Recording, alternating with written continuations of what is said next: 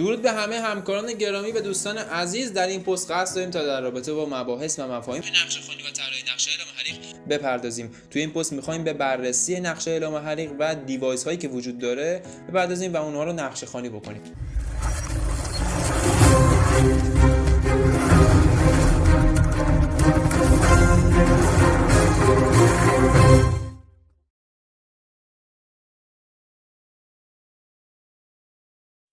ببینید یک پلانی رو داریم الان که توی اونها تعدادی اشکال و دیوایس وجود داره، طراحی شده. ما این پلان رو دانلود کردیم و می‌خوایم اون رو الان بازخوانیش بکنیم، ببینیم شامل چه بخش‌هایی هستش. همونطور که بزرگش می‌کنید ببینید یه دایره هایی رو می‌بینیم که با اسم مشخص شده. توی نقشه اعلام حریق دایره که با اسم مشخص میشه یا با وسطش می‌نویسن SD، دتکتورهای دودی یا اسموک دتکتور هستش. اما اگر H بود یا HD بود، دتکتورهای حرارتی هست که در محیط‌های مثل مطبخ، پارکینگ، آشپزخونه اینجا استفاده میشه. الان در این پلانی که برای پارکینگ هست شما مشاهده میکنید که H از دتکتور حرارتی استفاده شده. خب ممکنه در محیط آشپزخونه از دتکتورهای G یا GD یا همون دتکتورهای نشت گاز هم استفاده بشه که در کنار اینها قرار میدن. در بالای هر درب ورودی یک چراغ رو مشاهده میکنید. این چراغ مربوط به چراغ ریموت اندیکاتور یا چراغ سردرب هست. وظیفه‌ش اینه که مکان دقیق حریق رو به ما نشون بده، اما در طراحی اون یه مقدار دچار ابهامات و اشکال هست. در اینجا ببینید در یک اتاقی که بیش از یک دتکتور وجود داره و چراغ ریموت استفاده شده، کابل‌های ارتباطی دتکتور به دتکتور بعدی، یعنی از یک اتاق به اتاق دیگر 2:1.5 در نظر گرفته شده. اینجا 2:1.5 هستش، اینجا 2:1.5 هست که اومده. حالا از این قسمت اینها کابل‌های 2:1.5 استفاده شده.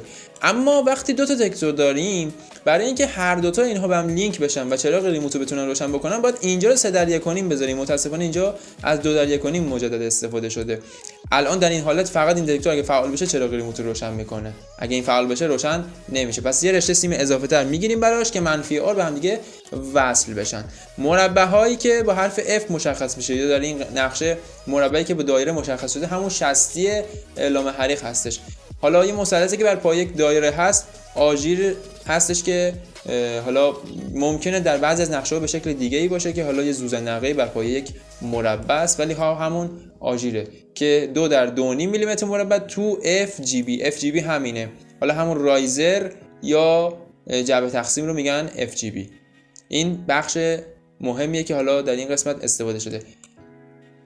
وقتی انتهای دتکتور میرسیم که دیگه سیمی بهش وصل نیست، حرف R رو میبینیم. این همون مقاومت انتهای خطه. تو بعضی از نقشه‌ها می‌نویسن R، تو بعضی از نقشه‌ها می‌نویسن EOL یا End Ob Line. اما مقاومت انتهای خط هیچ فرق با هم دیگه نمی‌کنه. الان بخوایم اگه سر خط رو پیدا بکنیم، توی این نقشه این اتاق هیچ سیمی بهش وصل نیست. این قسمت یه دتکتور خالیه که نوشته 2:1.5 تو FGB. این سر خط، یعنی از سر خط سیم اومده به این دتکتور و ادامه پیدا کرده به سایر دتکتورها. توی این فضای اتاق که ما دو تا دیواره داریم و پارتیشن داریم، از یک دتکتور استفاده شده. این اشتباهه. طبق استاندارد میگه که اگر فضای پارتیشن دارید شما، برای اینکه تشخیص به راحتی انجام بشه توی هر فضا یک دتکتور رو نصب کنید. یعنی الان اینجا باید 3 تا دتکتور قرار میداده برای ما که این کار رو انجام نداده. یا این اتاقی که تو در تو هست، بهتر بود سیم از اینجا شروع میشد حداقل که یک چراغ ریموت هم برای این در نظر میگرفتن. الان اگر اینجا دتکتور فعال بشه هیچ چیزی رو مشخص نمیکنه. شما یک در از این ور دارید که به این ور هیچ راهی نداره و تنها راه این در از این قسمت هستش که وارد میشه.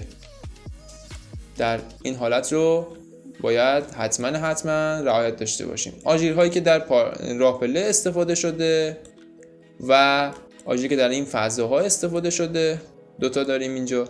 یه آژیر دیگه در این راه پله استفاده شده که خیلی مهم هستش. توی بعضی از نقشه ها یه دایره هایی رو که حالا نشان دتکتور رو MD می نویسن، اونها دتکتورهای ترکیبی هستش که همون دتکتورهای تشخیص ترکیبی، همون دتکتورهای دود و حرارت هست که استفاده شده. انشالله در مبحث بعدی میخوایم به طراحی تعداد دتکتورها در یک محیط یا در یک سالن بپردازیم. ممنون از اینکه با ما همراه بودید. حتما این پست رو سیو و حمایت بکنید.